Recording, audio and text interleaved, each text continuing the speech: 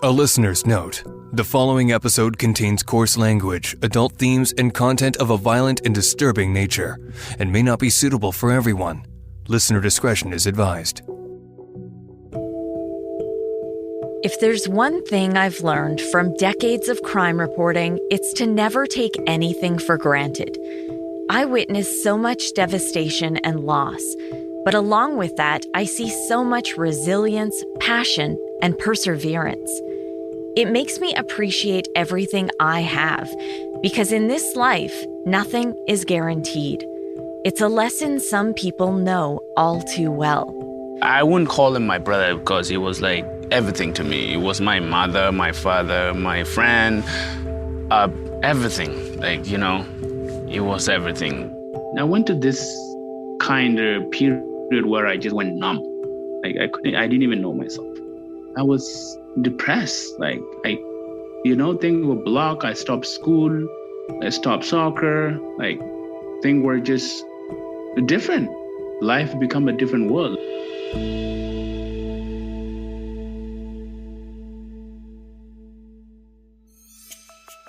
I'm Nancy Hixt, a crime reporter for Global News. Today, on Crime Beat, I share the incredible story of grit and determination of Gatleak Thor Metkurjock. This is the boy with the heart of a lion. On January 25th, 2012, police were called to a residential community in downtown Calgary. Here's part of that 911 call. Public Safety Communications. Hi there. I'm just calling to report a gentleman who appears to be semi-conscious outside of an apartment building. Okay. I'm not sure if he's inebriated or injured or what's going on. He's been yelling for about 15 minutes or so now, and now he's lying prone on the ground, kind of mumbling.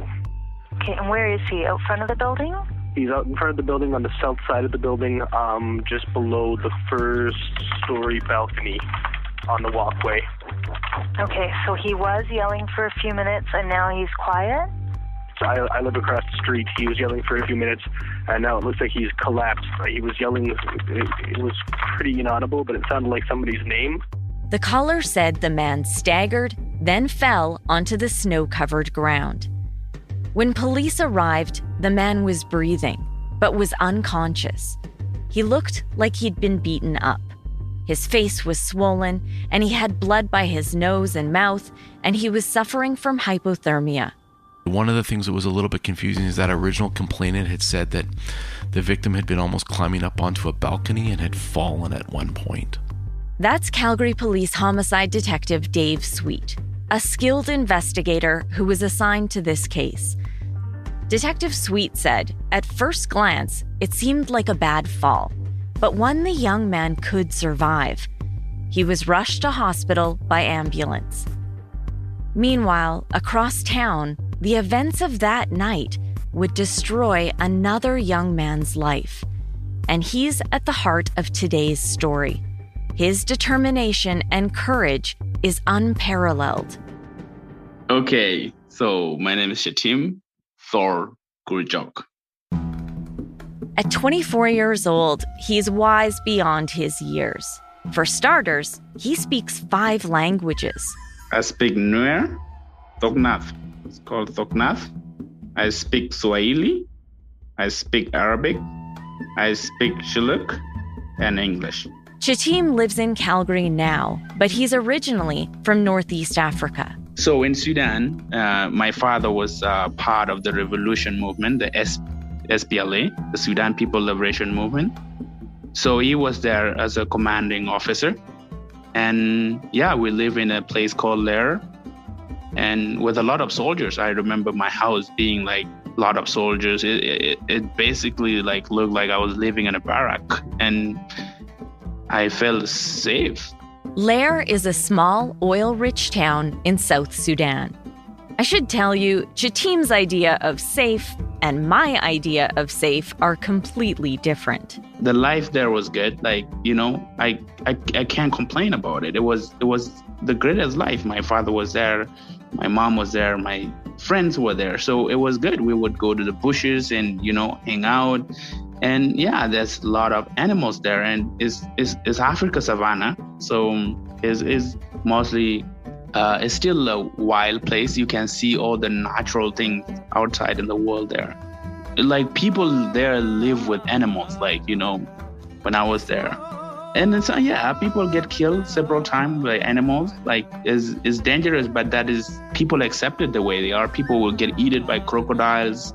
People, like, you know, kids, when we go to the river, people die. Hippos, like, they would kill people. Like, yes, but it was kind of something that was expected. People just have to learn to survive in that kind of environment. Yes, a lot of people were killed by something called quite late.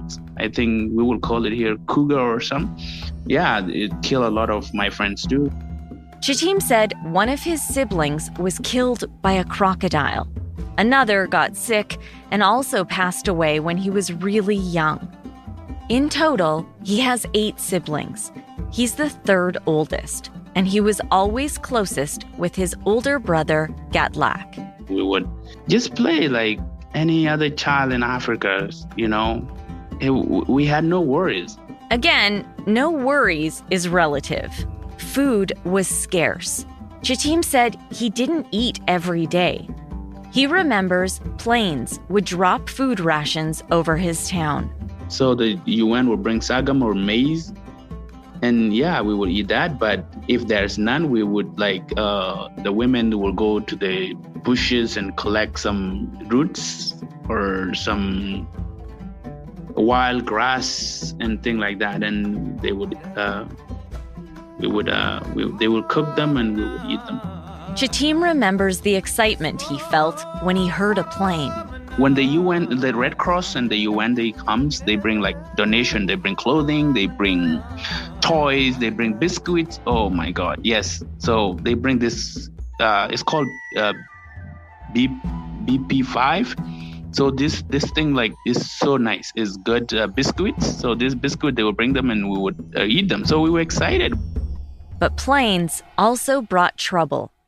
Lair County, where Chitim lived, was a sprawling marshland. And again, because it's rich in oil, it's a hotbed for conflict and a target for militia attacks. It was during one of those attacks that everything Chitim knew and held dear was torn apart. They just shoot. They start throwing down bullets and shooting everywhere. And then there was soldiers coming on the ground and they just say Lair was attacked. Chitim was 8 at that time. Gatlac was 13. They were separated from the rest of their family.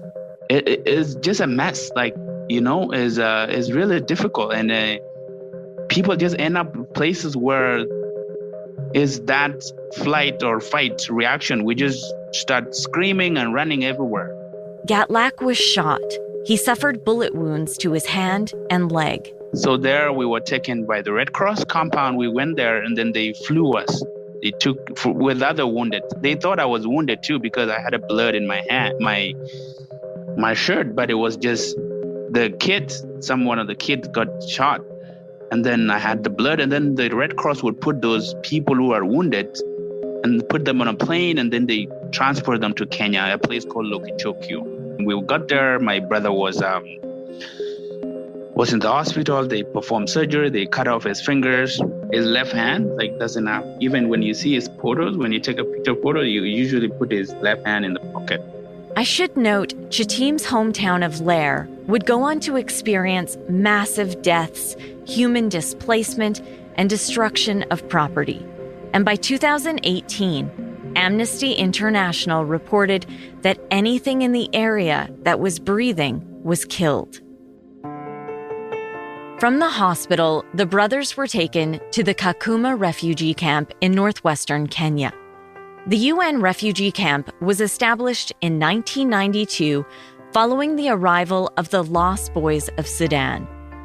As of 2020, it had a population of nearly 200,000 registered refugees and asylum seekers. Chitim told me when he first arrived at the camp, it was a scary time. He remembers asking his brother over and over when he would see his parents again. He just told me they will come. They'll come.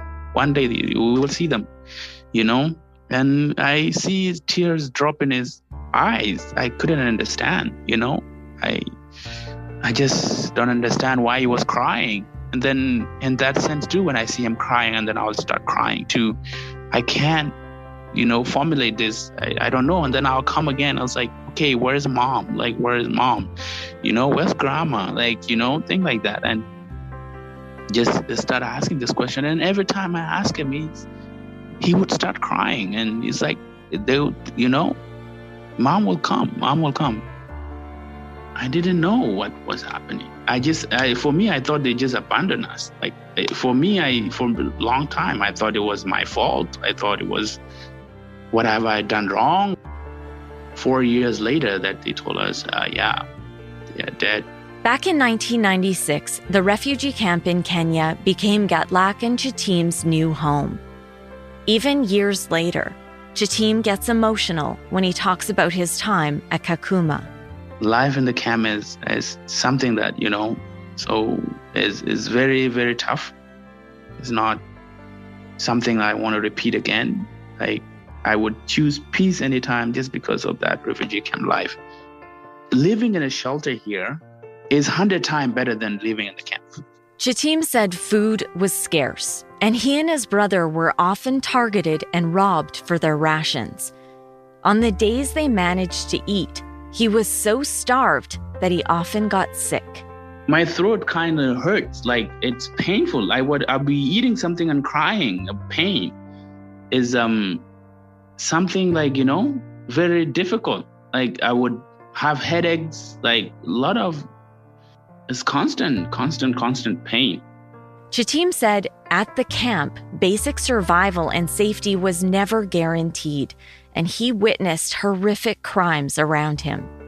Oh, like a lot of rapes, beating, like, people like there was grown men that ran away from war in Somalia, Sudan, Ethiopia, because it is a place where you get those 3 countries together. So those people who run away from those kind of war, they would come and turn themselves, like they start practicing their power on women and kids. Chitim said he wouldn't even be alive if it weren't for his brother looking out for him. I wouldn't call him my brother because he was like everything to me. He was my mother, my father, my friend, everything. Like, it was everything. Years went by, and they tried to make the best of their situation, but they dreamed of a better life. I've been deprived of my childhood. Like, I can't say I got robbed, Finally, a door opened. There was hope on the horizon. The brothers were selected to be resettled to Canada as refugees. Their first stop was Nairobi, where they finished their paperwork and medical tests. When I got to Nairobi, it was my first time to see myself on the glass, like the mirror. The building was glass, and I seen myself. I thought the guy was in that glass. And then I told my brother, come see this guy. It looked like me. And then I would like do some moves, and then the guy would do some move again. So I was like, oh my God. Chitim said everything about the journey to Canada was surreal. So when we got to London, it was the funniest thing because it was my first time to see a white person that is my age. Because when I was in those places, I only see like adults, white person. So it was surprising. I was like, because there's this thing my brother always told me, when you die, you turn white, and this white people, they die a long time ago. These are our ancestors, they died. Now that's why they bring food. So that was his explanation of a white person to me. It's like, oh, when you die, you go to God, you become white. And then I believed that. It's like, okay. So when we got into London and I see a kid that is white, and then I called my brother. I was like, oh my God, these people have kids. So even me, when I was taking off, when I was in the plane, I thought I was going to heaven. I thought I was going up there. Like, I didn't even know I would land on the ground again. Chitim was 14 and his brother Gatlac was 19 when they arrived in Calgary in 2010. They were taken to a house that Chetim calls the immigration house. They stayed there for 21 days. He describes his time there like heaven. The food was, I tried to be careful not to finish it at once because I tried to save it for tomorrow. And I would eat something little bit, but then the following day, the food would be there again. It's like, it confuses me, I start putting some rice in my pocket and start putting some chickens, until my brother caught me. Because I thought it was going to run out tomorrow. This food is not going to be there tomorrow. It's like, because sometimes the UN will bring a lot of food in the camp, and then tomorrow they're not there. The clothing they just donated, is full of oil from the chicken. And it's like, what is this? I was like, it's food for us. We eat it when we run out of this food. It's like, no. You don't need to do this here. I was like, I didn't trust him. I went there. I put the chicken under the garbage. I lift up the garbage. I put it under there. I say, okay, if they take this somewhere, I'll find it tomorrow. The freedom that I seen in Canada, the freedom to eat is a culture shock. Everything was new to the brothers. When Chetim started school in Calgary, he knew 3 words in English: hello, yes, and no. My brother was helping me and was trying to teach me. And I will tell you, out of all the refugees in the world, South Sudanese are the most uneducated because we never had an education system. The Sudanese government, they took those education right from us. We don't have, it's different from other refugees. They might have a different education system in their languages, Arabic or different things. But in South Sudan most of us, especially where I came from, there is no education. That is something the government doesn't want. Meanwhile, Gatlac continued his role as the parent. So he was taking English as a second language and trying to upgrade his classes and things like that. And he was working at the same time, trying to provide something for us. So yeah, he would cook for us, and he would try to show me how to make food. It was at that point where he's trying to set me up and be independent. Chetim joined a soccer team. Growing up back in the refugee camp, he kicked around a pair of socks or some balled-up clothing. In Calgary, it was the real deal, and for the first time, he played wearing shoes. Chetim has so many stories of the many firsts he experienced in Calgary. Like the first time the brothers saw snowfall or felt the cold air of winter. When you talk and then your breath, it becomes like a smoke, like that. So he come and slap me on my face. And it's like, where's the cigarette? I was like, what cigarette? It's like, you were smoking. I was like, no. When you blow the air, it turned like a smoke. Then we start doing it. And, he thought I was smoking. So I told him I'm not smoking. It's just the breath. When you breathe in the cold, it looks like smoke. That's one thing about Canada that Chetim hasn't gotten used to. He's always cold. There's been a few very hot summer days that I've spent with him. I'll have on a tank top and shorts or a sleeveless dress. And then there's Chetim, wearing 2 sweaters and still feeling a bit chilly. He's learned to embrace winter, but he still prefers summer and heat. In early 2012, Chetim and Gatlac were about to celebrate their 2nd anniversary in Canada. The year started off with his brother dropping a bit of a bombshell. He came one day and told me, guess what? I was like, what? It's like I talked to Mom. I don't know, my tears just dropped. Years after they left Lair as orphans, the brothers learned their mother was still alive. Chetim learned his brother had been asking members of the close-knit Sudanese community of Calgary to try and locate any surviving family members back home.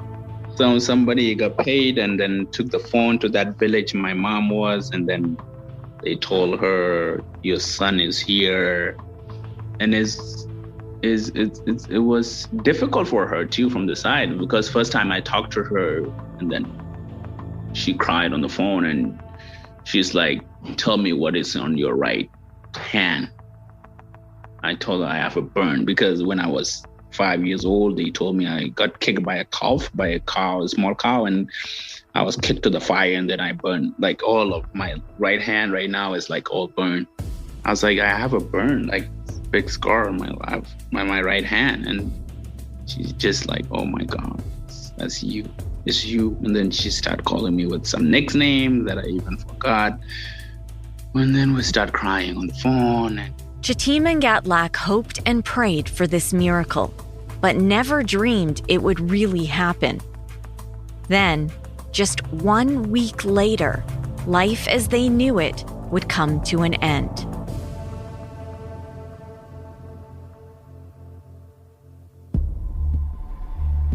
January 24th, 2012 started out like any other for the two brothers. Chitim had soccer practice, then planned to have dinner at home with Gatlac. He gave me $20. And then I went to soccer practice. I went to train station. I met up with my coach, and then I went to play soccer.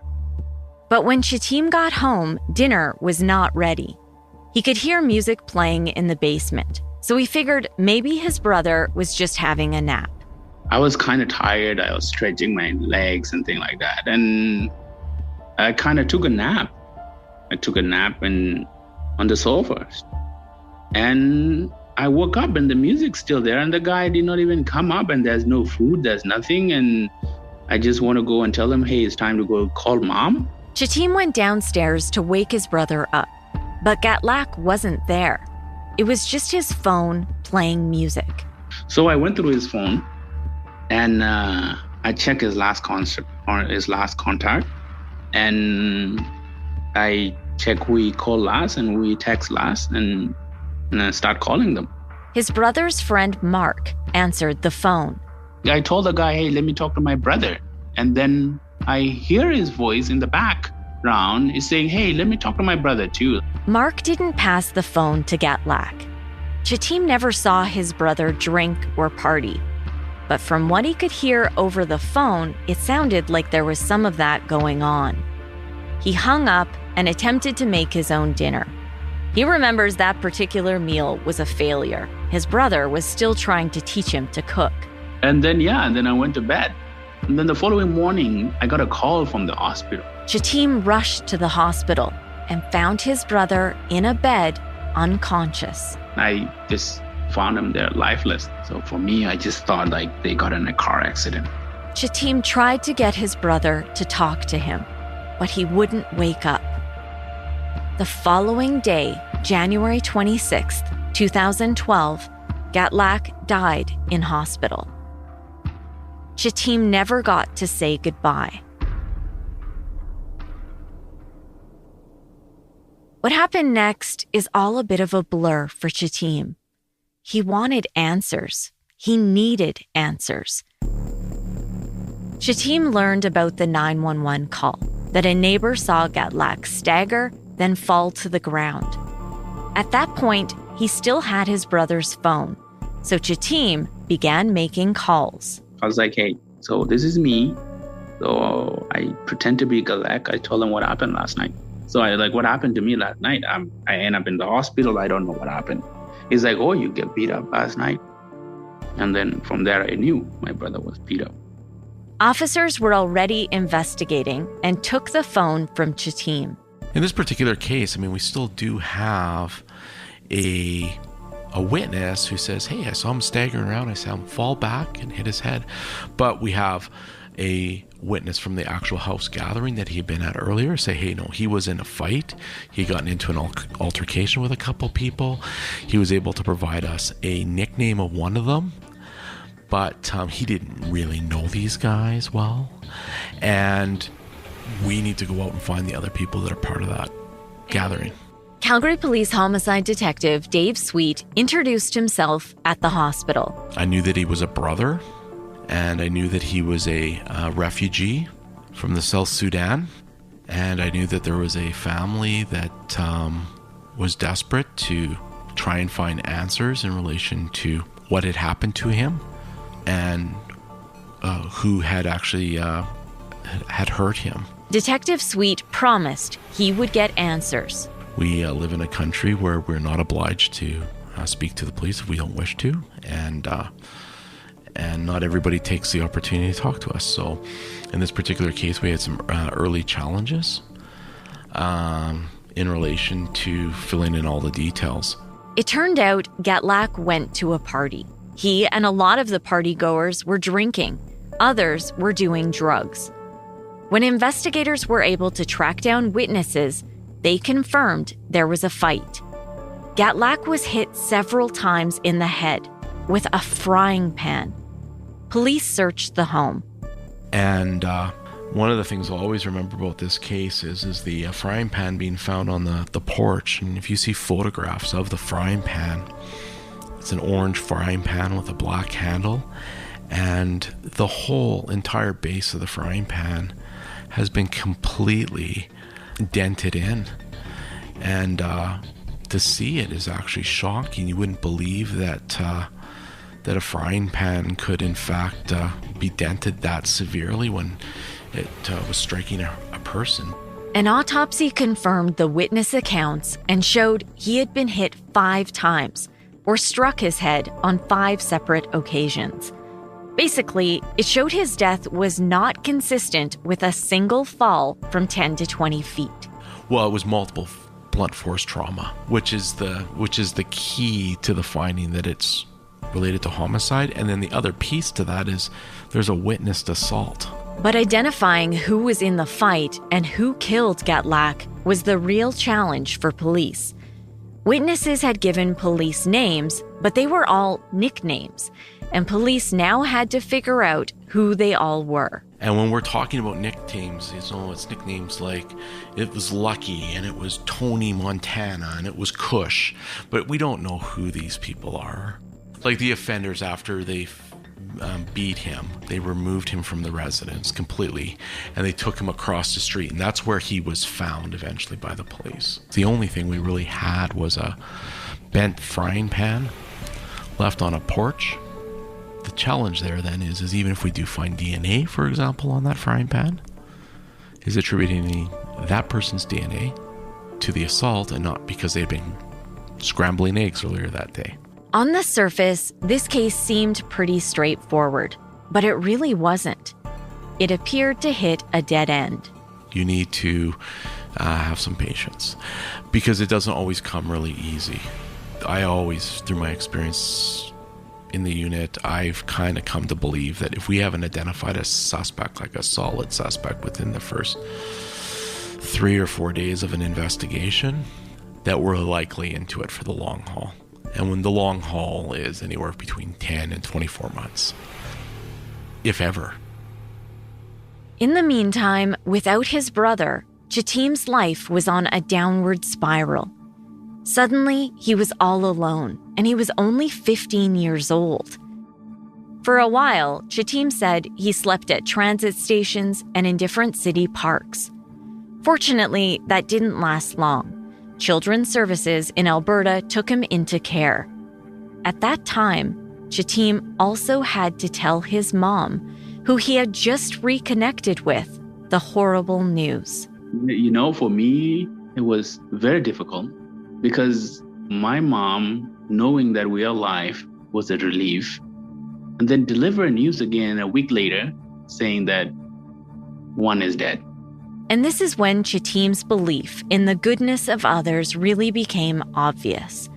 His soccer family arranged to have his mother come to Calgary for Gatlac's funeral. So the soccer association, the Calgary Minor Soccer Association, huge support for me and with NSD at the time where I was playing, Southwest United. So they did an amazing job. Like I didn't even do much. Like they have organized everything. They have paid everything and they got the lawyers. What should have been a happy reunion was instead filled with so much pain. In fact, it was so traumatic that Shatim doesn't recall that special moment when he saw his mother. I was blurred, like my head can't even, I didn't even remember having interaction with her. I went to this kind of period where I just went numb. Like I didn't even know myself. Shatim's mother couldn't stay. She was only able to come for the funeral, then return to Sudan to care for his siblings. Shatim said darkness consumed him. I was depressed. Like things were blocked. I stopped school. I stopped soccer. Like things were just different. Life became a different world. Meanwhile, Children's Services worked with Shatim and set him up to live independently. Like, I don't even know how to repay them back. Like, these giants in my life, like the UN, Red Cross, immigration, husband, family, like, what they have done for me and, is something unpayable, Audrey Martin was a frontline worker with Aspen Family Services, a nonprofit agency that's now known as Trellis. They work with children, youth, and families, and their programs focus on improving access to resources and community support to deal with challenges like Shatim's. Martin became his support worker. I think he was in our program for about 2 or 3 years. He was kind of a longer-term youth that worked with us, and him not because he struggled so much, but because it was just kind of like this relationship where he was doing well, but he also kind of still needed that bit of a push, and to kind of sharpen those skills, I guess, like cooking and figuring out how to pay bills and move out on his own and kind of walk alongside, also recognizing that he had a lot of loss in his life and how we could support him in that way. Martin said she saw Shatim grow and thrive in spite of the adversity he faced. I'd say Shatim's situation is absolutely unique. I think Shatim as a person, as a human, is absolutely unique and incredibly resilient. Him and I have had many conversations through the years, and we're still in touch. Well, even now, obviously, as we're talking, I think his situation and him as a human is very unique, and he's very resilient in how he's overcome so much adversity in his life and is still. I remember when I first met Shatim, when we started to get to know each other, he's like, I'm going to work for United Nations one day. Like, that's my goal. Because we sit down and say, like, what are your goals? What do you want to do? He's like, I want to go to law school. I want to work for United Nations. And I am one day going to go back to Sudan and turn things around. Like, that was his goal from the get-go. What was very clear to those who worked with Shatim is how easily his life could have gone in a different direction. So some youth in the program are not in a place where they're coping as well with their trauma histories, and perhaps they take a different path and begin coping with drugs and alcohol, or become involved in gang involvement and take different paths. So we work with those youth where they're at and try to get them on a different path. But Shatim, it almost seemed like he already had his mind made up of what his path was going to be. Shatim vowed to make his brother proud. He's an incredible human being, and we had that really human connection. And I think that's kind of the magic that is Shatim, that he shows up in his charismatic, really caring, enthusiastic self with kind of everybody he meets. And that's really special. Shatim not only learned English, but he excelled in school. He got a soccer scholarship to Mount Royal in Calgary and became the first member of his family to attend university. He has 2 jobs. Both are working with at-risk youth.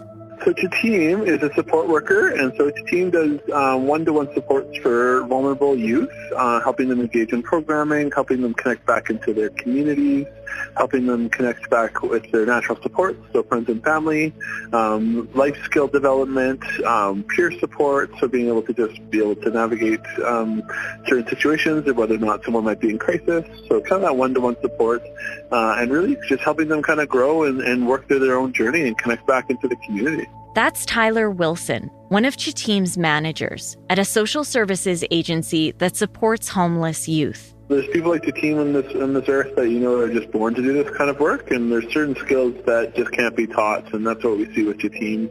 And it's just his positivity, his experience living through all of his personal stuff has really been super helpful, and he really just has this way of relating with the youth that it's just a quite incredible thing to watch. While juggling school and work, Chateem also volunteers his time to help others. He mentors youth in the Sudanese community through youth leadership and empowerment events and a youth soccer team.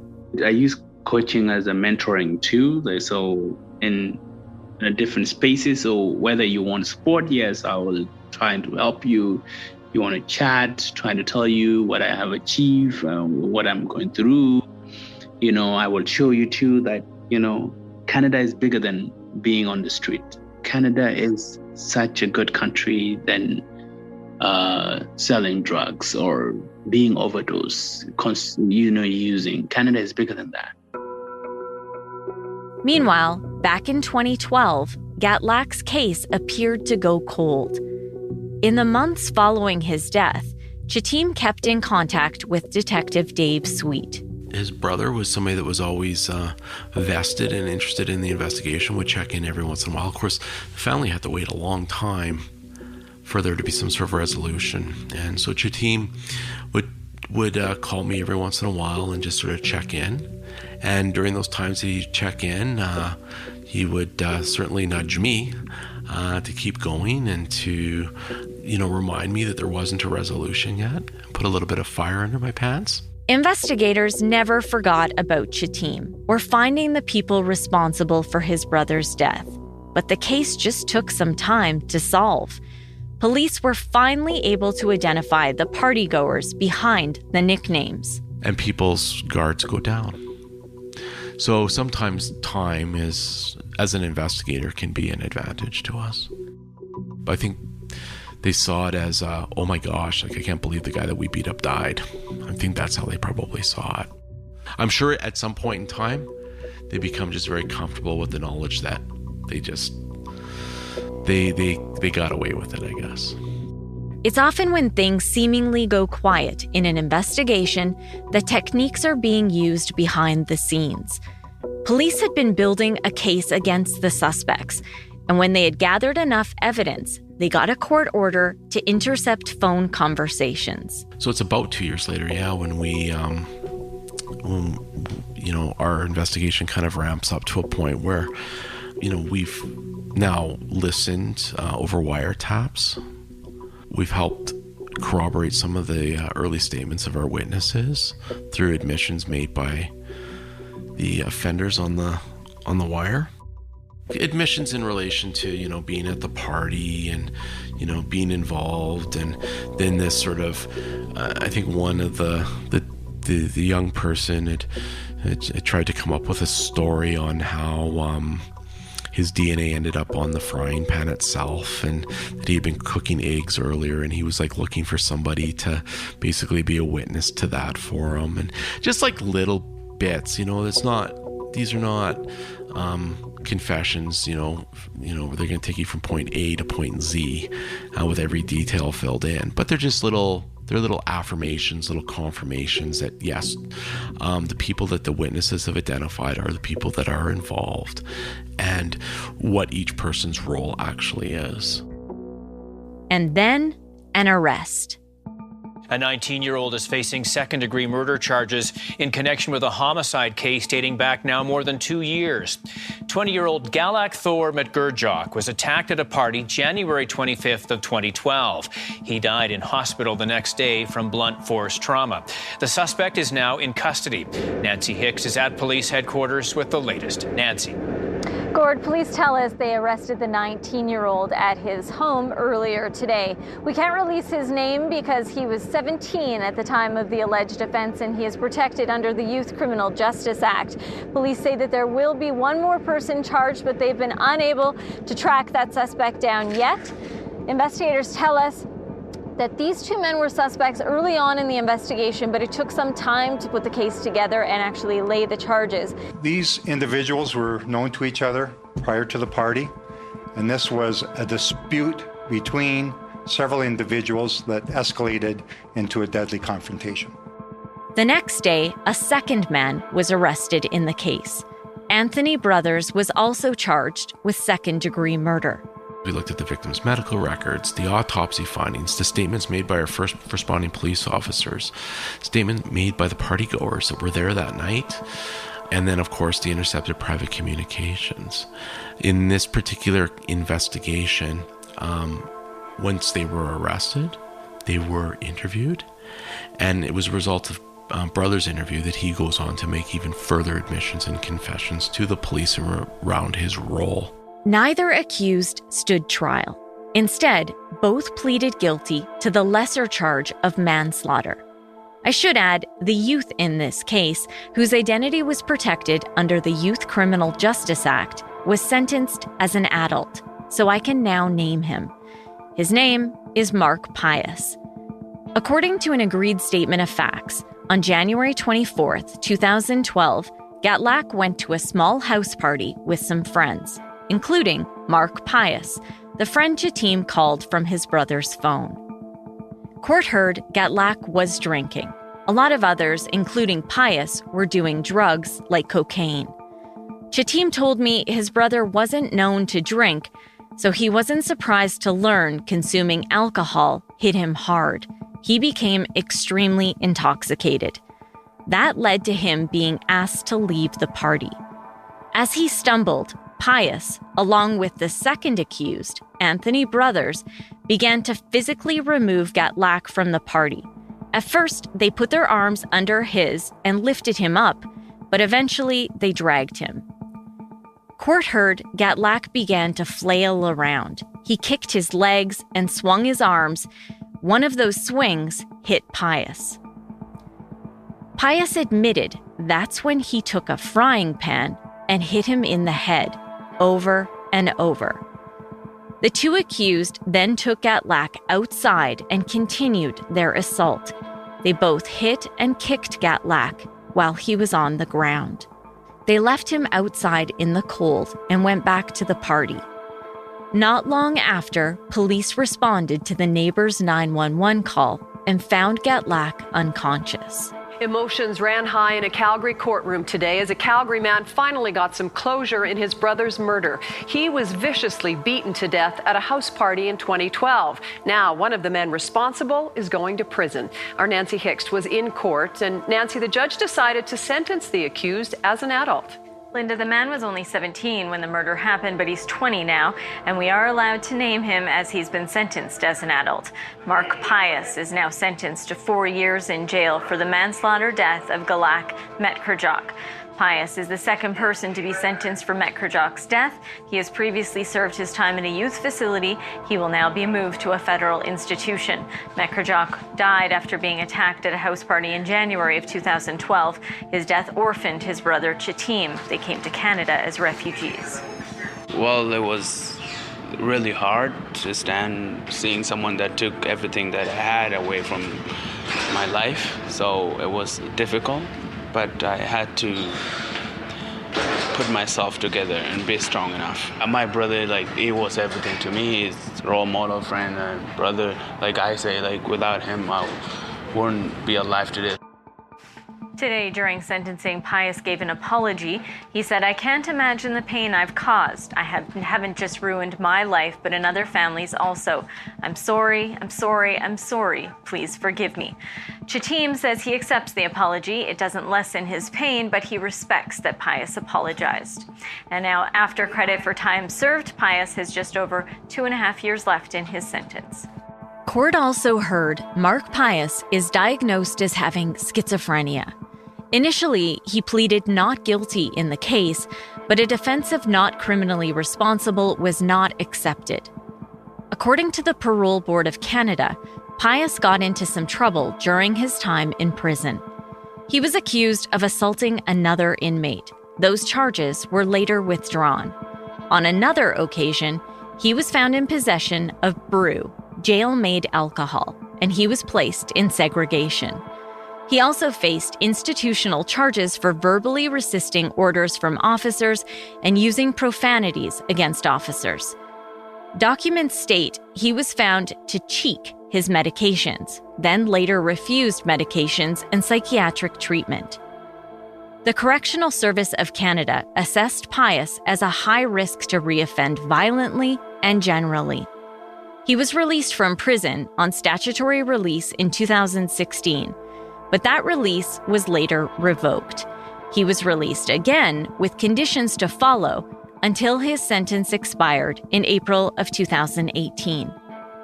Anthony Brothers was sentenced to 4 years in prison. He completed that sentence in June of 2017. With justice finally served, Chitim could now grieve the loss of his brother. But even that was stressful. I'm really glad we're able to bring you this story now. It's about a young man who has seen tragedy for pretty much all of his life and how he's turning to Calgarians for support tonight. He and his brother escaped death in Sudan. They lived in a refugee camp and managed to find their way here to Calgary. He lost his brother here, though, to murder. As Nancy Hixt reports, he now just wants a proper burial site to honor him. Chitim visits Gatlac's gravesite almost every day. I just pray, talk, say stuff that we had in the past, trying to regret things that I didn't tell him when he was alive. What's missing is a headstone, a true symbol of the man Gatlac was. It's so hard right now with financially everything. I can't afford to put the headstone on him, on someone who I love really much. I spend most of the time coming to visit him. There's no place to come see him. So it's just really bothering me. A GoFundMe account was set up to help Chitim raise money to purchase a headstone for his brother's grave. Calgarians rallied around him, and I was there the day he finally chose a memorial to honor Gatlac. So was Detective Dave Sweet. I waited for so long time to just get this done. The time we got it done today is just so amazing. And it just shows, again, like the support of Calgarians and the generosity when people are really down on their luck and, have gone through such tragedy that the community is still willing to embrace and come forward, step up. Like, I don't even know any of these people. I never met them. Like, there's just so kindness. Like, I never knew the society was this caring. Every day, Chitim works to honor his brother's memory. This year, he will graduate from university with a degree in sociology. But he told me none of his successes feel meaningful because he's all alone.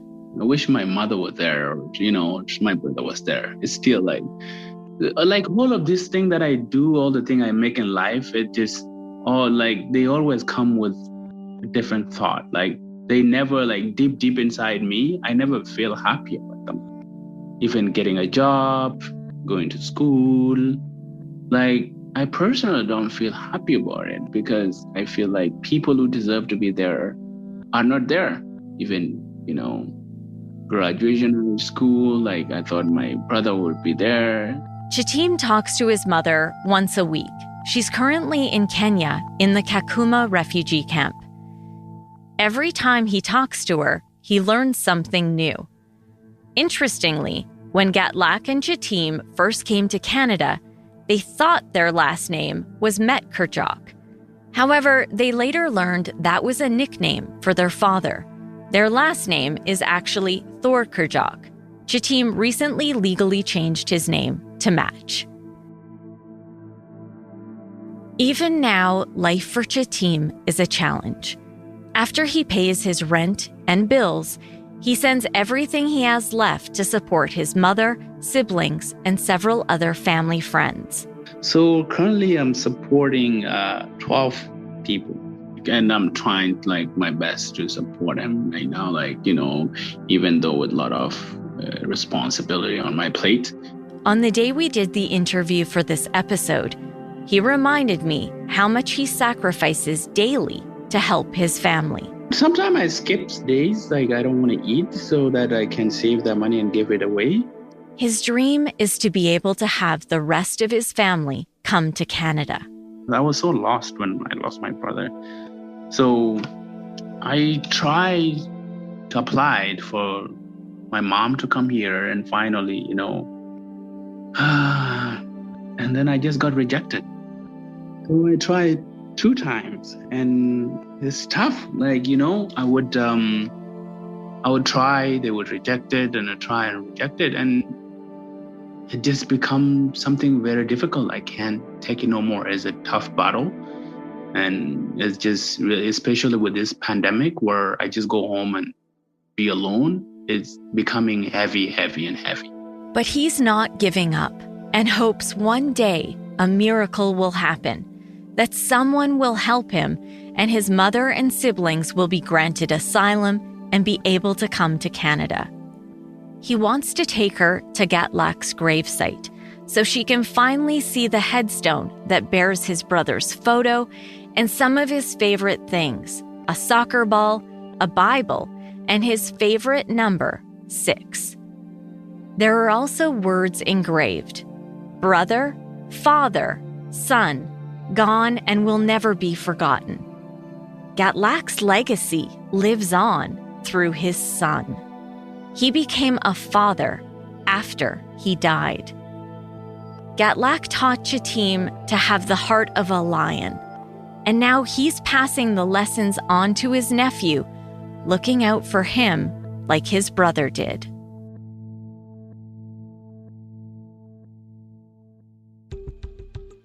I want to thank Chitim for sharing his story, and thank you for listening.